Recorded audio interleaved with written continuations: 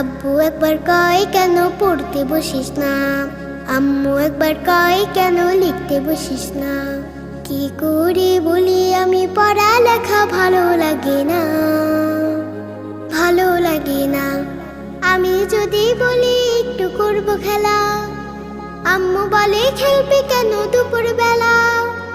আমি যদি বলি একটু করব খেলা, আম্মু বলে খেলবি কেন দুপুর বেলা। আমি যদি হতাম মা বাধা নিষেধ করতাম না, আমি যদি হতাম মা বাধা নিষেধ করতাম না।